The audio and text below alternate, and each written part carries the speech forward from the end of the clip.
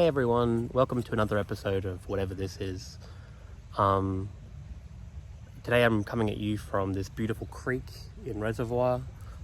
I also wanted to say that the upload schedule seems to have been super inconsistent so far. I was originally planning on only uploading on Wednesdays and Fridays, whereas now I'm thinking that'll be like a sort of baseline minimum, and I'll try and upload as many as 5 times a week. The videos are generally getting shorter and more succinct, better, more clarity. So yeah, and I'm often recording multiple videos in a sitting and then uploading them on different days. The idea being that I have so many different ideas I want to talk about, and it's a matter of when I have the time to sit down and record my thoughts about them. The sun is in my eyes, which is really horrible, but I'm hoping that that will change very soon because it is quite late in the afternoon. I'm going to read another section from the time book. If you guys are sick of this, feel free to skip it. And by you guys, I mean like my 3 friends who might be watching.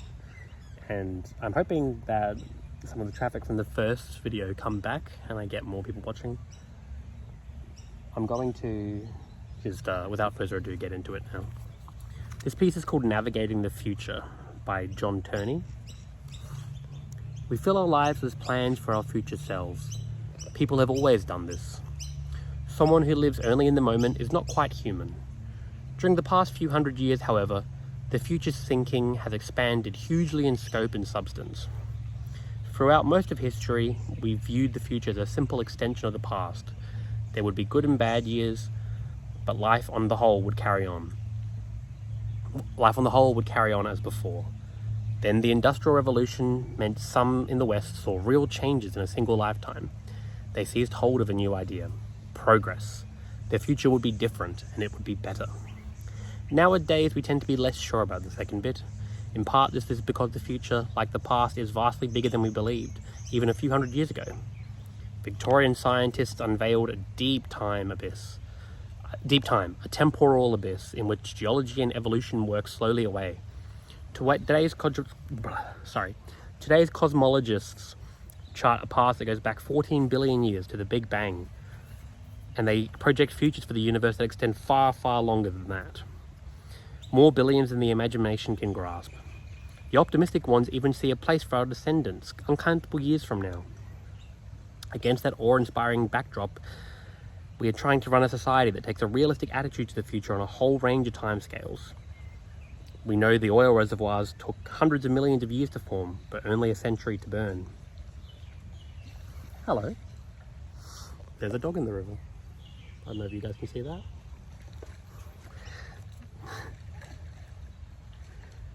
Sorry. Oil reservoirs took hundreds of millions of years to form, but only a century to burn. Cities, the longest enduring human invention, can last thousands of years. Raising a child still only takes a decade or 2. But in many countries, he or she has a good chance of seeing the next century. We try to think about all this while preoccupied with day-to-day futures, with minds more attuned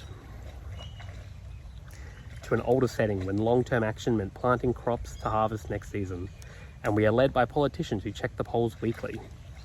Those politicians are still obliged to promise a better future.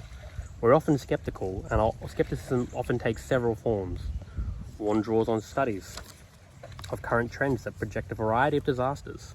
Another looks back at past predictions of future wonders and recall that on the whole, things didn't turn out as the visionaries foresaw. The jetpacks, undersea cities, and flying cars that excited people in the 1950s never materialized. And perhaps this is even a kind of dark enthusiasm for the end times, or at least for Hollywood-style apocalypse, our wishful thinking where the main wish is for the end of all things. This skepticism, I'm going to move my camera so I can actually see myself. This skepticism is fueled by the fact that thinking about the future is hard. All we have to go on is the past, imperfectly understood and remembered. And from this unstable mix, we try and brew up a vision of a personal future too. There is comfort to be had, however, from what we know about futures that have already crystallized or dissolved. The future that comes to fruition does not just happen. It is made by us. As history. It's made by us as history. Sorry, a bug bit me. Gosh, I'm so disrupted with my reading. I hope that this is still vaguely palatable to watch. Living in the present now means living with a future consciousness, richer and more informed than humans have ever been able to benefit from in the past. We have a battery of new ways of monitoring our planet, even as we are changing it, and far better information about the lives of everyone living here. Combine that with a more refined methods for delineating plausible events, and we can sketch not the future, but a range of possibilities, more or less desirable. Then we need to believe that the daily personal decisions we make are linked in a million small ways to those larger prospects, for they surely are. Global futures are built from personal choices in the present, yours and mine. Sorry about the constant distractions during my reading there. I'm sure that no one's watching this anyway, so it doesn't really matter. But I would like to think that I'm getting better at presenting information succinctly and even in an entertaining way.